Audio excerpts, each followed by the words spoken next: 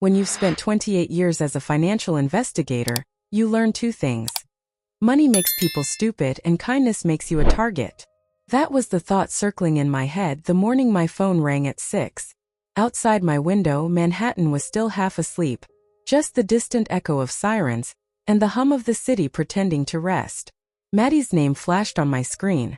My daughter. My only one. Her voice trembled through the static, wrapped in panic and cold air. Mom, Blake lost his job. We got evicted. Can we stay with you for a few weeks? There was a pause before I said yes. Not because I trusted Blake, God no, but because motherhood has its own kind of muscle memory. You act before logic catches up.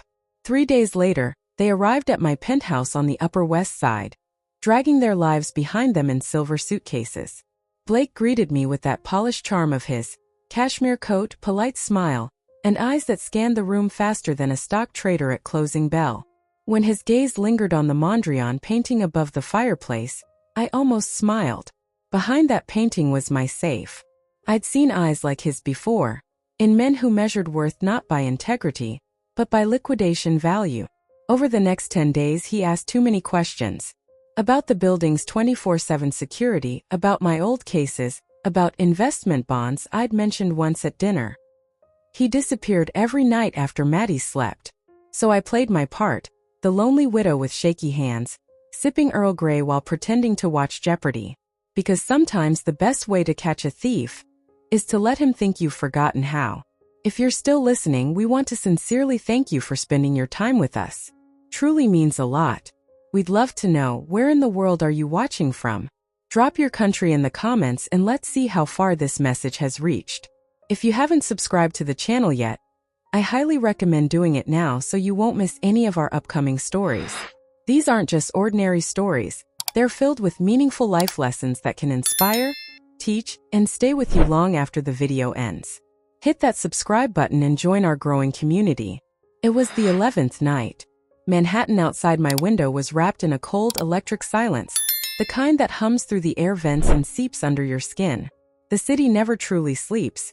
It just changes shifts. Somewhere down on 82nd Street, a siren wailed and faded into the wind. I woke to the low hum of the heater fan, but beneath it something else. A rhythm that didn't belong to the night. A whisper. First I thought it was a dream. Then I realized it was coming from the vent near my desk, soft, broken syllables carried by the airflow. I held my breath, straining to separate the words from the noise. It was Blake's voice. I didn't move. My years in investigation had taught me that the body always betrays emotion before the mind does. So I stayed perfectly still, eyes open in the dark, heartbeat slow and steady. His voice trembled, low but certain. Tuesday night. Maddie goes to Soho. I'll open the safe, take the bonds. 2.8 million. The old lady won't know a thing. I remember that moment not as anger, but as recognition. Like seeing an old pattern resurface. The cadence of deceit was something I'd memorized long ago. I didn't gasp. Didn't even blink. My hand slid silently to the nightstand, tapping the screen of my Apple Watch. One press to wake, one to record. The tiny green dot lit up like a secret eye. I let the recording run for 3 full minutes. Long enough to capture the tremor in his breath, the pauses where he was probably checking if Maddie was asleep. Then the click of his phone locking, the faint creak of floorboards as he moved back to their guest room. I lay there staring at the ceiling, the city lights flickering faintly through the curtains. There's a peculiar kind of quiet that follows betrayal. People imagine it's explosive, that you scream, cry, shatter glass. But when the person plotting against you shares your breakfast table, it's not noise that fills the air. It's stillness. Trust, when broken by blood, doesn't burst, it freezes. I repeated that sentence in my head like a note in an old case file. It felt strangely familiar, almost comforting, the way a scar feels when you trace it years later. My mind began cataloging details automatically, as it always did. Tuesday night. Soho. 2.8 million. The safe. Blake's plan wasn't amateur. It was timed, precise. He'd probably been watching, testing, mapping the house. I realized in that cold half-light that this wasn't just a theft, it was a final exam for everything I used to be. The investigator in me had been dormant for years, lulled by routine, widowhood, and the illusion of family peace. But now she was wide awake. I got out of bed quietly and padded across the wooden floor. The apartment was silent except for the faint hum of the city. My reflection caught in the mirror, pale, composed, eyes sharper than they'd been in years. I almost smiled. Downstairs, I poured a glass of water and stood by the window. From there I could see the skyline, gray, metallic, indifferent. Somewhere among those glittering towers were men just like Blake, hiding schemes behind handshakes and smiles. I'd taken many of them down in my career, but never one who had married my daughter. I played the recording again just to be sure. His voice was unmistakable, calm, greedy, self-assured. For a moment I wondered if Maddie knew. Then I dismissed the thought. My daughter was many things, naive, trusting, stubborn, but not complicit. No, this was Blake's doing alone. His mistake was assuming age dulls instincts. I looked at the clock. 2:43 a.m. The city outside blinked, half awake. I felt strangely calm, almost peaceful. Fear and rage are luxuries. Clarity is what keeps you alive. I saved the recording in 3 separate folders, encrypted them under file names only I would recognize. Case_Whitaker_01, Winter and simply Tuesday. Then I sat back down on the edge of my bed, sipping cold water, listening to the faint creak of pipes above. This isn't anger, I whispered to myself. It's confirmation. I knew then what had to be done. This wasn't about protecting money or punishing him. It was about restoring balance, to prove that time hadn't tamed me, that the instincts honed by decades of chasing thieves still had teeth. So I made a silent promise, right there in the dim glow of Manhattan's sleepless sky. If Blake wanted a game, I would give him one. And this time I wouldn't need a badge, just patience, precision, and the kind of justice that sparkles only when the lights go out. The next morning the city wore its usual indifferent gray, but inside my chest something warm and dangerous had woken up. Focus. Habit from a life of following paper trails and human habits. Turn observation into hypothesis, hypothesis into plan, plan into hard, usable detail. They called me Widow Whitaker on the block. In the NYPD they once called me the fox in a cardigan. I liked that. Foxes do not announce themselves. Foxes wait. I made a list the way I used to make arrest plans. Objectives first, contingencies second, exits third. Objective. Catch the man who believed he could steal from the woman who'd been shadowing crooks for nearly 3 decades. Contingency. If he didn't take the bait, escalate. Exit. Keep my daughter safe and preserve evidence. Then I walked out into the winter air and began shopping for the smallest instruments of humiliation and proof. First stop. A party supply store on Amsterdam where nostalgia and tact meet. Balloons, streamers, the kind of confetti people buy to celebrate birthdays and promotions. I bought 8 packages, random colors, cheap plastic. Back in my kitchen, I emptied every packet into a cardboard box and replaced the festive bits with fluorescent glitter. The kind forensic techs used to reveal latent prints under UV light. Not the subtle kind you can brush away in a hurry.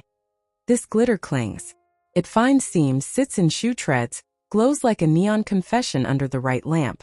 When he left, he might think he left nothing but a quiet apartment. I intended to leave him glowing. Next, I needed a sensor. I ordered a pressure pad small enough to hide in a drawer, pressure sensitive enough to tell me when a particular compartment had been opened. The plan was to slip it under the lining of the desk drawer where the fake key would sit. If the drawer was opened outside of the routine hours, the pad would trip and send a discreet alert to my phone. Old habits die hard. I still trusted a mixture of tech and patience more than theatrics. I found a camera the size of a thumb. A novelty seller's trick that hides in any object and streams in crisp, grainless black and white. The Art Deco statue on my mantel had served as a mute witness to decades of quiet afternoons. That was where the camera would go. I hollowed the base, threaded the wire through a gap that faced toward the safe's wall, and taped everything so it looked undisturbed. A camera in bronze and I in bronze. He would never think to look for surveillance in the thing that said, "Tasteful old money to his kind." Then there was the human performance, my role in the play. I planned to be the slow, forgetful old widow. To move at the edges of the house like a nervous violinist. Hands a little shaky, tea gone cold, spectacles perched and perched again. I would leave a set of decoy keys where anyone could find them. A brass skeleton key on a ribbon, tarnished, easy to mistake for something valuable to a man who saw symbolism as currency. The real safe key would remain hidden where it belonged. If he took the decoy, the pressure sensor would not just record motion, it would mark intent. I rehearsed the lines not in front of a mirror but in silence. "Oh, Blake, I'm so clumsy," I'd say, voice fluttering like a moth. "I keep forgetting where I put my glasses." I imagined the small, pleased smile his kind gives when they believe they've outwitted the feeble. People underestimate the theater of weakness. They forget that patience can be the most dangerous mask. There was practical work to do too. I checked the safe's hinges and the painting's backing for dust and new glue. I placed a thin strip of adhesive along the inside of the frame, so subtle that only fingertips would notice if disturbed. I rewired the Sonos so that when I chose a specific playlist and hit play, a whisper of sound would announce a hidden audio cue in the kitchen, a quiet tone that synced with the pressure pad alert. The tone would be mine, a signal I could set on my phone that meant, "He's been caught on the move." All the while I kept up appearances. I let Maddie believe I was making lemon tea and forgetful jokes. I read the paper at the table and loudly mispronounced crossword clues while scanning headlines for the comfortable cadence of normal life. Jeopardy! Nights were still my favorite refuge. I let the television be the white noise of an ordinary widow's life. Let him think that comfort made me dull. And then the absurd final touch, the confetti launcher. I bought a small handheld party cannon, the kind teenagers use at graduation parties. I loaded it not with balloons, but with a measured handful of my fluorescent glitter and a single cheap party streamer.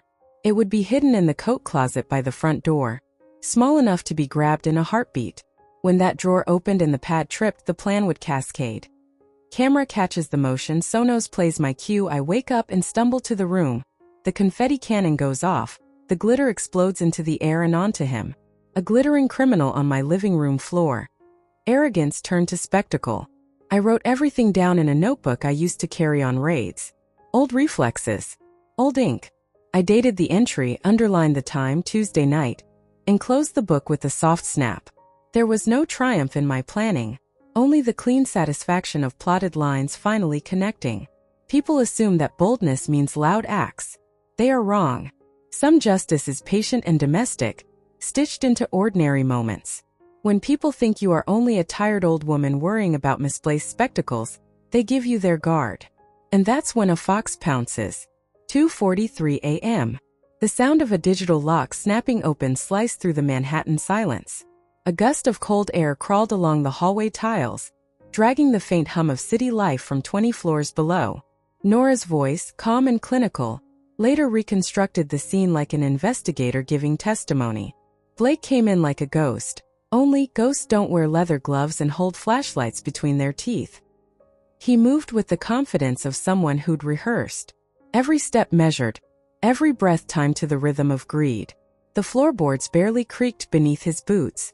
He paused beside the bronze Art Deco statue, unaware that it was watching him through a lens smaller than a pinhole. 2:47 a.m. He reached the antique Swiss music box on the dresser. Its lullaby mechanism chimed faintly as he lifted the lid. Beneath it, the key to the safe lay exactly where Nora had forgotten it. Blake smiled. Too easy. Then 2:48. Boom! A blinding explosion of color burst through the darkness. Confetti, no fine ultraviolet glitter, rained down from the ceiling. The sensor in the drawer triggered the spotlight, and in an instant Blake shimmered like a disco ball in the dead of night. The confetti clung to his gloves, his coat, his hair, each fleck alive under UV light, marking him like evidence in a crime scene. Nora sat up slowly, feigning grogginess, her voice perfectly pitched between bewilderment and amusement. "Blake? What on earth are you doing in your mother's room at 3 in the morning?" She blinked once, pretending to notice. "And why are you glowing like the Rockefeller tree?"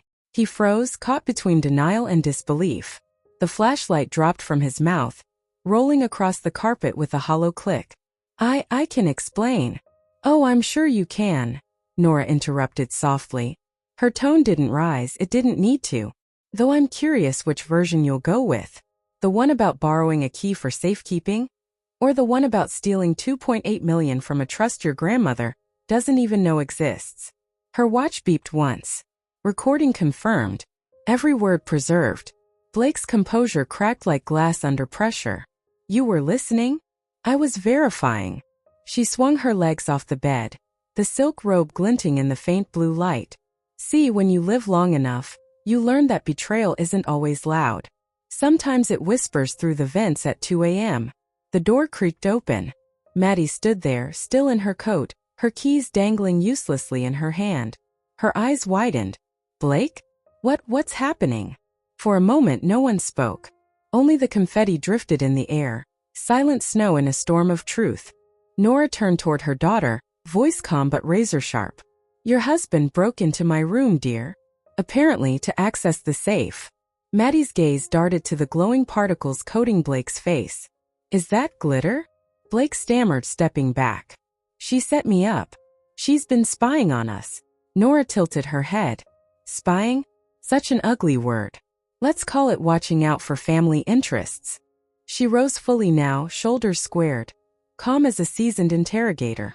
You thought the widow Whitaker was losing her memory, but I remember everything, especially the sound of your voice plotting theft in my own home. Blake's anger flickered into desperation. You don't understand, Maddie, your mother's insane. She's trying to ruin us. Maddie shook her head slowly, eyes brimming with disbelief. Us? You mean you? You told me she was imagining things, that she was paranoid. She is, he barked, glowing like a guilty constellation. Nora folded her arms. Then you won't mind if we play back the recording, will you? She tapped her Apple Watch. A distorted whisper filled the room. Tuesday night. Maddie goes to Soho. I'll open the safe, take 2.8 million. The old woman won't know a thing. Maddie covered her mouth. A sob caught halfway between fury and heartbreak. Nora's narration returned, cool and steady. When trust breaks, it doesn't shatter, it freezes. I didn't feel anger. Just the clarity of recognition. She watched Blake flail, reaching for excuses that crumbled in his hands. The camera in the statue recorded everything. The pressure sensors, the lights, the evidence. Every inch of this trap was a symphony of quiet vengeance and perfect control. Outside, sirens wailed faintly. A reminder that Manhattan never truly slept. Inside, Blake finally stopped struggling. His shoulders sagged under the weight of truth and glitter. Nora's final words were almost kind. You could have asked, Blake. I might have even helped. But instead you chose deceit, and I chose preparation. She turned to Maddie. Call the police, dear. Tell them we've had an intruder. And do be specific, make sure they bring the UV scanner. It'll make quite the story. As Maddie reached for her phone with trembling hands, Nora looked out toward the skyline. The Empire State glowing faintly through the frost. The city exhaled in silence, and for the first time in 11 nights, Nora felt warmth return to her chest. Because the game was no longer about loss. It was about control. And she had just taken it back. The city was still pulsing beyond the penthouse windows, its neon veins flickering across the marble floor. The lights of Manhattan painted long, trembling reflections over the glitter still clinging to the rug. Nora stood perfectly still, an image of composure carved in frost. Without a word, she lifted her phone and tapped the Sonos app. A soft beep echoed, then her voice, calm, unhurried, filled the entire apartment. Play recording file. Blake confession 2:17 a.m. From the speakers came the familiar whisper, laced with greed and arrogance. Tuesday night. Maddie will go to Soho. I'll open the safe, take the 2.8 million from the bond fund. The old lady won't know a thing. The sound bounced against the high ceilings, mingling with the hum of the city below. Each syllable was a dagger. The neon outside blinked through the glass like the pulse of the truth itself. Maddie went pale. Her body stiffened as though her spine had turned to glass. No, she whispered. No, that's not. He wouldn't.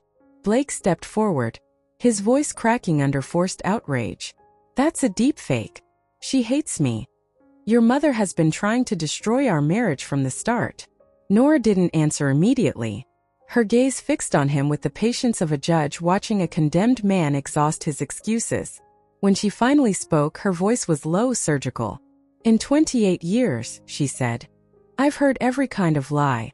From suspects, informants, even officers covering their own tracks. But this? She paused, her tone sharpening. This is the first time it's come from someone who calls me mother. The silence that followed was heavy, suffocating. The hum of the city was distant now, drowned by the truth unraveling in that room. Nora turned to her desk, where her laptop sat open. One click and the screen illuminated a spreadsheet. Rows of transactions, betting slips, debt ledgers, transfers to offshore accounts. She rotated the laptop toward them like a piece of evidence in court. "Your husband," she said evenly, "has been placing illegal bets for months. Here your joint savings. Here your college fund, Maddie. And here," she pointed to a line labeled bond fund, $2,800,000. Pending withdrawal. Maddie's eyes darted over the numbers, her breath catching with each one. Blake lunged toward the computer. "You hacked me. You can't." "Sit down," Nora interrupted, voice flat as steel. "Before you add obstruction to your list." Maddie finally broke. "Blake, tell me it's not true. You said the money was for us, for the house, for our future." Her voice cracked mid-sentence. "You said it was investing." Blake looked at her, the glitter still glowing faintly on his jacket. "It was. Maddie, I swear I was turning it around for us. I just needed time." Nora's tone cut through him like a blade. "No, you did it for yourself. For the illusion that you were smarter than everyone else. The gambler's disease dressed in ambition." Blake's mouth trembled. "You think you know everything, Nora? You think because you used to work for NYPD that you can read people? You're just a lonely widow who trusted the wrong man to marry her daughter," she finished for him. Her eyes glimmered, not with tears but with finality. Then she turned to Maddie, her expression softening slightly. "You have a choice, darling. You can keep believing his stories, or you can start living with your eyes open." Maddie shook her head, tears spilling freely now. "Mom, I didn't know. I swear I didn't." "I know you didn't," Nora said quietly. "But now you do. And knowing changes everything." The confetti on the floor shimmered under the soft UV glow, like evidence refusing to disappear. Blake stood frozen, his chest heaving, every trace of charm stripped away. Finally, Nora spoke the words that ended it all. "Get out of my house. Before I call the police." Blake stared at her, disbelief, then panic, then anger flickered across his face. "You can't just." "I can," she said simply. "And I just did." For a moment no one moved. Then Blake turned and bolted toward the door. Each step he took left faint glowing footprints, a luminous trail of guilt leading down the hallway. When the elevator doors closed, the faint blue light of his steps still shimmered on the floor. Nora exhaled slowly, her voice returning to narration, calm and reflective. "I didn't need to chase him. Manhattan would do that for me. It always does. This city eats men like him alive, those who think they can outsmart it, or the women who built their strength surviving it." Maddie collapsed onto the couch, her body shaking. "What now?" she whispered. Nora knelt beside her, brushing a strand of hair from her daughter's face. The stern investigator softened into a mother once more. "Now we rebuild," she said. "But this time with truth. It's colder, but it doesn't collapse." Outside, snow began to fall over Manhattan, soft, relentless, unbothered by human chaos. The penthouse, once a stage for deceit, now hummed with quiet truth. Nora stood by the window, her reflection merging with the city's glow. She thought of all the nights she had doubted her instincts, of how motherhood had dulled but never erased the detective in her. And she realized something profound. She hadn't just caught a thief. She had reclaimed her authority, her clarity, and perhaps her daughter's respect. The glitter still sparkled faintly on the carpet, like the remnants of a storm. It was messy, it was human, and it was over. 3 months later, winter finally began to loosen its grip on Manhattan. The snow on the ledges melted into thin ribbons of water that caught the morning sun. Nora sat by the window of her penthouse, stirring sugar into her coffee, her cardigan draped loosely over her shoulders. The city hummed below, taxis, vendors, the same eternal rhythm. Then the news alert pinged on her phone. Man arrested at JFK Airport carrying a suspicious white powder, turns out to be glitter. Nora chuckled, low and amused. "So," she murmured, "they finally caught my glowing ghost." The anchors called it the Whitaker Glitter Protocol, the story of how a retired financial investigator caught a thief using confetti and cunning. "Sounds like a new cocktail on the Upper West Side," she quipped. swirling her spoon in her cup. The truth was simpler and funnier. Blake had tried to flee to Aruba, but the glitter embedded in his luggage and coat set off every airport scanner and infrared camera within range. Even in his escape, the city refused to let him go quietly. Nora had seen the security footage, his shoes lighting up like a Broadway marquee under UV light. The irony was almost poetic. The media had turned her into a local legend. Someone even left a box of gourmet cookies at her door with a note, "To the woman who made crime sparkle again." But fame was never Nora's goal. Peace was. Maddie had moved back into the apartment a few weeks after the arrest. Not out of dependence but out of quiet understanding, the kind that grows only after everything collapses. She'd left her job at the marketing firm and opened her own design studio downtown. Her logo, a single golden fox, made Nora laugh the first time she saw it. Now, every evening they'd sit together by the window overlooking Central Park. The sky turned pale lavender, the snow dusted the trees below, and the world finally seemed to breathe again. That night, Nora poured 2 glasses of eggnog. The sound of ice clinking against crystal filled the silence. "Do you ever miss him?" Nora asked gently. Maddie thought for a moment, then shook her head. "No. I miss the idea of him. The version I built in my head. That's the version most dangerous," Nora said softly. "The one we invent to justify staying." Maddie smiled faintly, glancing out the window where flakes began to fall again, slow and aimless. "You know, Mom, I still can't believe you caught him like that. Glitter of all things." Nora raised her glass, eyes gleaming. "Sometimes justice doesn't need a courtroom, just a little glitter. And a lot of patience." Maddie laughed, the kind of laughter that comes only after months of crying. "So what's the real lesson here, detective?" Nora leaned back, savoring the warmth of the drink. "2 lessons, actually," she said, pretending to think. "First, never underestimate an old widow who once caught insider traders before breakfast. And second, never marry a man who bets on anything that breathes." Maddie grinned, raising her glass. "Duly noted, Mom." The chandelier above them, baccarat crystal, a gift from years past, caught the light just right. For a moment it seemed as if the whole room was sprinkled with glitter again, tiny fragments of that chaotic night frozen in gold. And Nora thought, maybe justice wasn't cold after all. Maybe it was radiant, even kind, when wielded by someone who understood mercy. Her voice lingered in the soft hum of the city. Justice in New York sometimes shines brighter than the Times Square billboards. When the story fades to black, and the last sound is the faint echo of snow against glass, Nora's voice comes back, calm, wise, edged with humor. "After everything, here's what I've learned, or maybe remembered. Kindness should never be blind. True kindness is clear-eyed. It sees flaws and still chooses compassion, but never at the cost of self-respect. Blind kindness only invites opportunists to move in and make themselves comfortable. When people think you're weak, that's your best moment to prove them wrong. Pretending to be fragile is sometimes the most strategic armor. Power doesn't always need to roar. Sometimes it sits quietly, knitting a trap. Trust must be earned through actions, not titles or bloodlines. Family, love, friendship, they all mean little without proof in behavior. The word family doesn't erase betrayal. It only deepens it. The best liars are often the ones closest to you. They don't just deceive you.